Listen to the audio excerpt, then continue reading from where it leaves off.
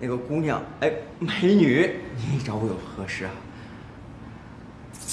不是，咱们别动手，那个，别。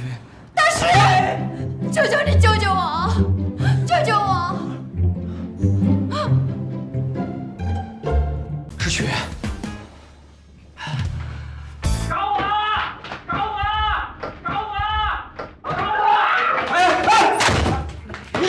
你们干什么？委托来抓小三的。哎，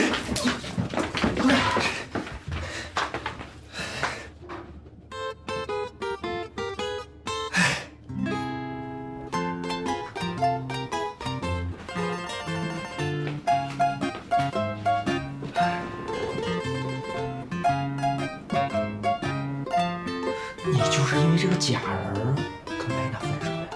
我从来没有想过跟他分手，我只是什么？啊？你说你有需求，家里不是没有，你整这个干嘛？我们两个之间是有感情的交流的，我只是想安静一下。安静？是的，安静。我不瞒你们说，我好不容易摆脱了学校里的管制和家人的干预，找了一个女朋友，但是我没有想到她变本加厉的对我严加管教，我实在受不了了。可是裴娜她是个好女人。 我知道她是个好女人，但是她不爱我，她只是想从我身上得到被顺从的感觉。她不爱你，她不爱你，让我们过来抓奸啊！你们不在其中，你们根本不了解。那你爱她吗？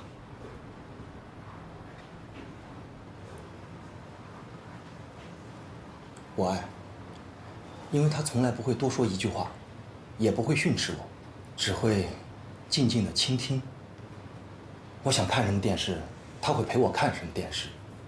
我们两个是精神上的交流和灵魂上的沟通，这一点，裴娜永远做不到。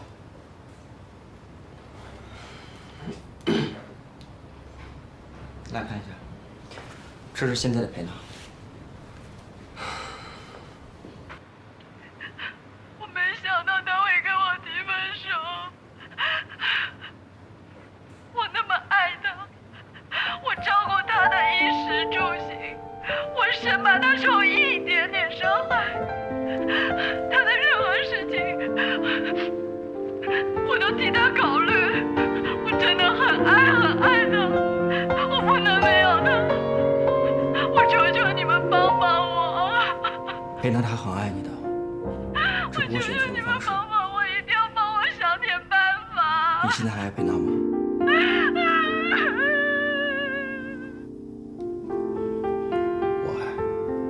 你也爱他，你也选错了方式，你们两个根本就没有好好的沟通，一味的逃避，根本就解决不了问题。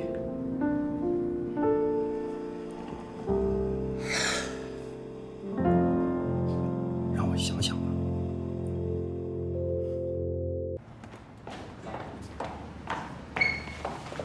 哎，这是谁呀？说好了。 对，我改了。我也改了，真好。哎，送给你们。谢谢啊，送给你，亲爱的。谢谢。